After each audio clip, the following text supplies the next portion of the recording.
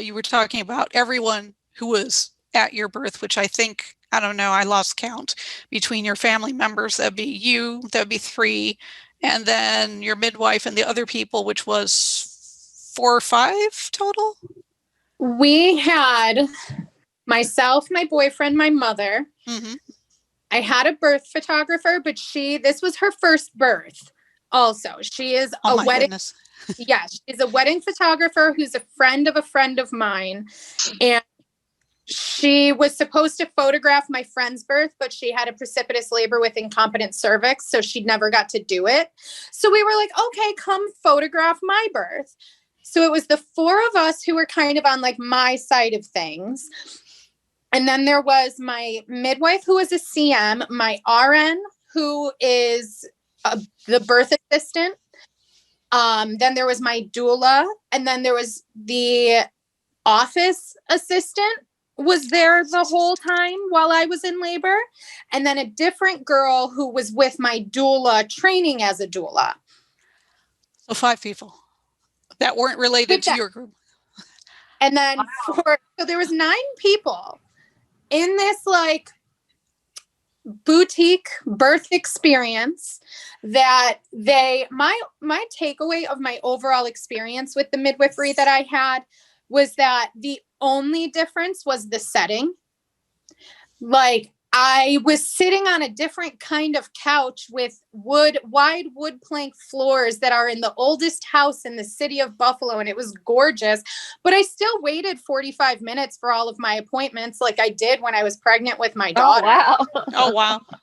And I still had zero control over who was in the room with me when I was in labor.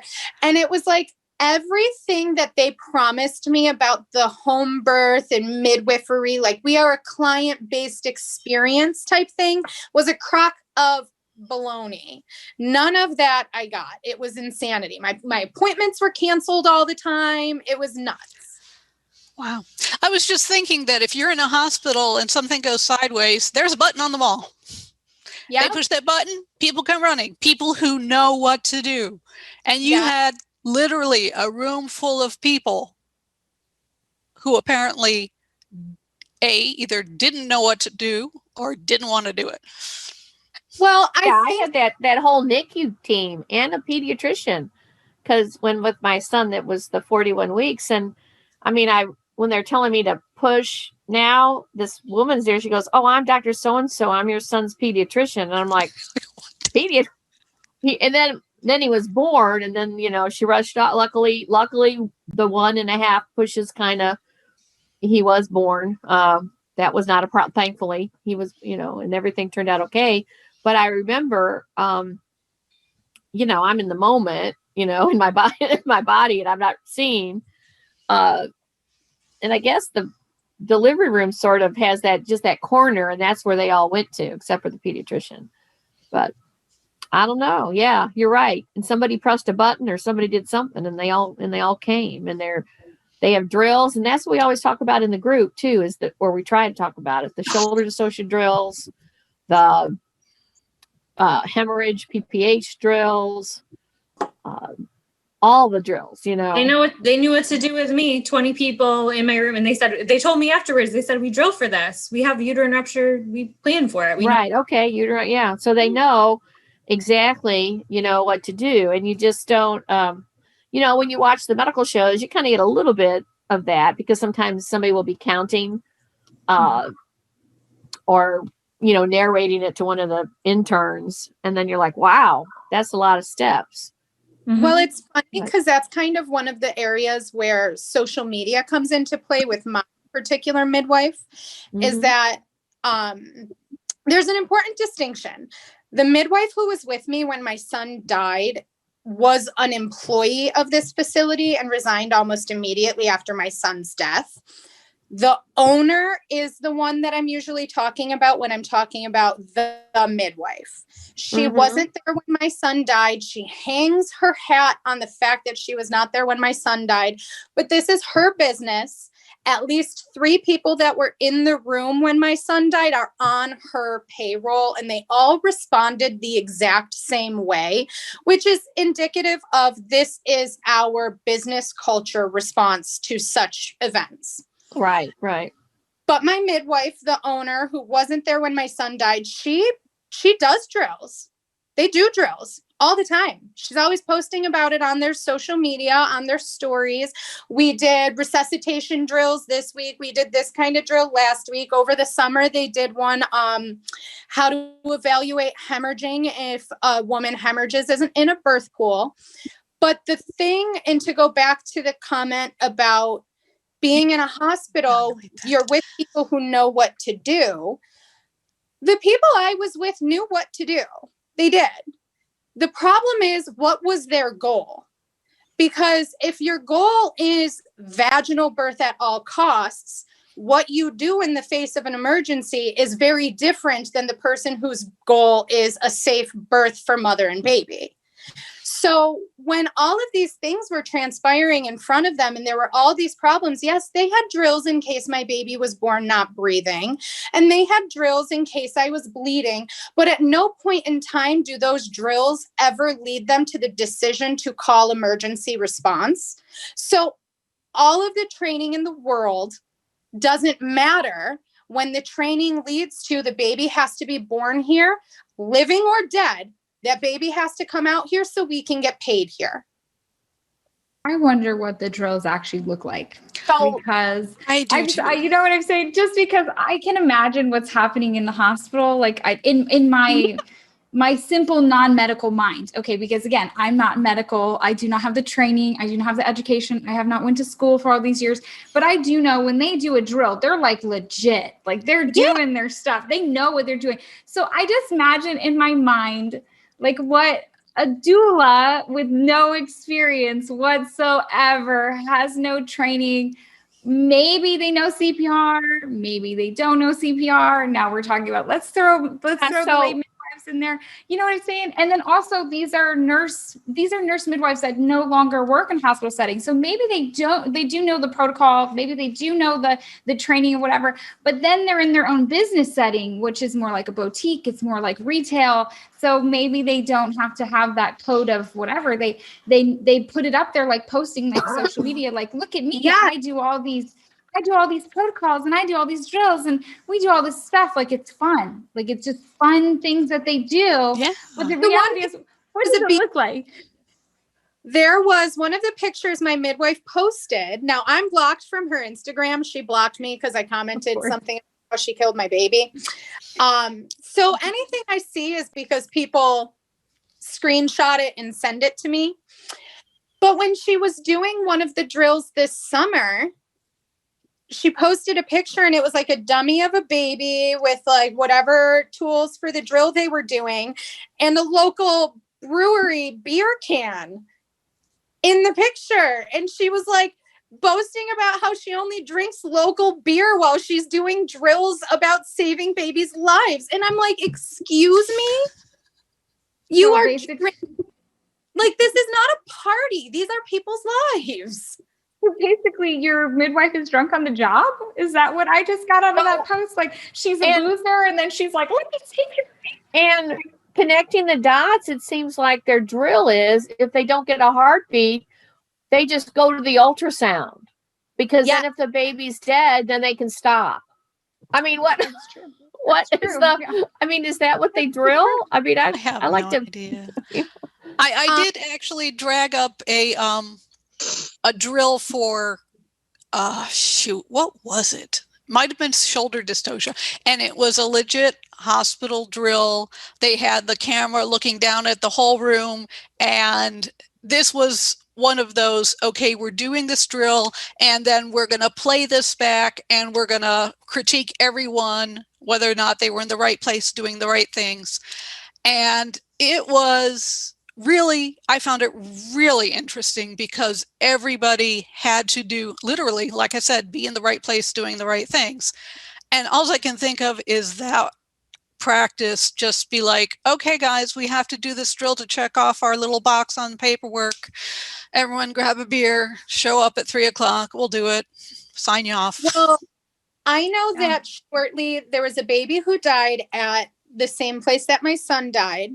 This baby, I don't know any of the details. I just know that it was somewhat similar to my story. The same midwife who was actually there for the labor and delivery was the same midwife with my birth or my son's death and that baby's death. And it was the same doula between the two deaths. And my doula admitted to me after my son died that the only thing that happened after the other baby died at the midwifery is that they had a neonatal resuscitation drill that somebody else came in and taught a class, and like anybody who was a birth worker in the city of Buffalo was able to sign up to take this class at this midwife's place. But that was the only thing that happened after that baby died. And it was scheduled before that baby died. So no connection at all. No connection at all. And after my son died, there has been 2 trainings there. Neither of them had anything to do with any of the things that caused my son to die. And I actually know somebody who got a job at that place 2 months after my son died. She's a registered nurse, and in her interview was told, we have never experienced loss here. Amazing. And this girl wound up resigning from her position because within a couple weeks, other doctors and nurses were like, whoa, whoa, whoa, whoa, whoa. If You're you working with that person. want to keep your license, like we're standing here, they've only been open 3 years, but we see the writing on the wall. And if you want to be able to keep your license, you got to go. And so that girl reached out to me and she was like, oh yeah, my interview was on this date. My first day of work was this date. I trained with these people, some of whom were people in the room when my son died. And none of her training included any of the things that caused my son's death. None of her training included emergency response, aside from get the baby breathing, judge how much blood is in the water. And I'm sorry. I have to laugh every time you say that because there is no way to judge how much blood is in the water. You can only judge how much blood is in the woman, okay? Yeah. Enough or not enough. True. You know what's really interesting that you're bringing all this stuff up? I know from talking to my doctor after what happened, when we went to our appointment afterwards, he told me, I learned a lot about this because unfortunately I learned from the other side. As much as we think that they're all training and they're doing whatever the heck they're doing, they're not. Doctors and nurses are constantly getting updated materials. They're constantly studying. They're constantly renewing and becoming better and proving. Every time that a baby or a mother is injured at the hospital for any reason, even the shoulder got stuck, whatever the reason, even if it ended up good, like they somehow maneuvered and the baby didn't need NICU, whatever, they still have to go over it case by case at the hospital. They go over it and they review it. So I found out from my doctor that did my C-section that when my baby died, even though it was not the hospital's fault, they did everything they possibly could to try to save him. The doctor had to stand up to the review board and explain what happened before we got in there, explain what happened when we were there, what happened like from the moment of like everything that he knew and everything he was told, and explain everything, and literally said to me, I am responsible, even though he was not responsible, but in a way he was, because he was the one that I went over to. And then I found out later that's how reporting works. And that's why we hear this much baby deaths, but we don't know about how many babies are actually dying because they're actually not being reported. Because my son we were transferred to the hospital, it goes on that hospital. So that hospital death, that hospital C-section, all those things are reported as this is whatever, even though it's from the natural community. It came from a home birth. It came from a midwife. It doesn't go on her. It doesn't whatever. So when I later learned this, because I was calling the medical board and I'm calling everybody, and I had talked to him and I talked to other doctors and other people, I found out that when things do go wrong at a home or a birth center even, the problem is that they are not being reviewed. So they don't have anyone to say, hey, by the way, the mother shouldn't have gone over a deal. you should have this. Hey, by the way, I had no fluid. The mother should have went into the hospital. They have no one reviewing them. Nobody over top of them. Not even the midwives are really going over it. I've heard that they get together and they do like a review thing, which I heard mine was reviewed by the community. I guess I don't know who reviews it. They go hang out and gossip about us. I really don't know, because it's not like, there's no HIPAA laws, there's no whatever. So I don't know what was discussed. I don't know what was disclosed, but that's the problem, is we have this review that medical professionals have a standard of care where they are actually being reviewed and told, next time we don't do this, we do this. But midwives nobody's telling them that. No one's telling them that what happened in this situation was wrong, and you don't do this, and you need to call sooner, and you need to do this sooner. So Madison, the same situation that you had will happen over and over. Bambi, the same situation that you happen will happen over and over. My midwife to this day still puts on Facebook about how going overdue is the natural process and it's normal, and don't let anybody give you an unnecessary C-section or unnecessary inductions. So they're not told any different. So they are not learning anything. They're still in the same circle of their nonsense. So maybe if they have the experience and have the training, they never advance. They never grow. They never go up to date, I guess you should say. Like they're not doing anything. They're staying like in the same. We talk about there's granny midwives that they came from, but we're in 2021. We're not the same as what we were then. Like we're somewhere else. We need to like move forward. And they do need that. They do have a board. I don't know if they have it in New York, but they do have a board in Florida that they go over by the cases. Like if a parent was to file a complaint and say like my baby died, whatever, they have a board that goes over it. But the board is made up of like CPMs and like a nurse midwife and a mother, like somebody who had a home birth. So nobody's actually like looking over it. Like I think they're supposed to have a doctor that's on the board, but in Florida, you can be a chiropractor and you're a doctor. There's loopholes around it. And unfortunately, that's part of our laws and that's what's going on. So how can you ever learn, even in a job, even just in a regular job, like of any job, how would you ever learn to not keep making the same mistakes if nobody's over you saying you made a mistake and don't ever do this again? Nobody. Yeah. Like they have nobody there. You know what I mean? So that's why they're going to continuously make the same thing. They might put up these posts of like commercialized, I'm doing protocol runs and I'm doing whatever, but they're not really doing that because they don't really know anything, or they did and they threw that part away from them. They're not medical anymore. Now they're natural.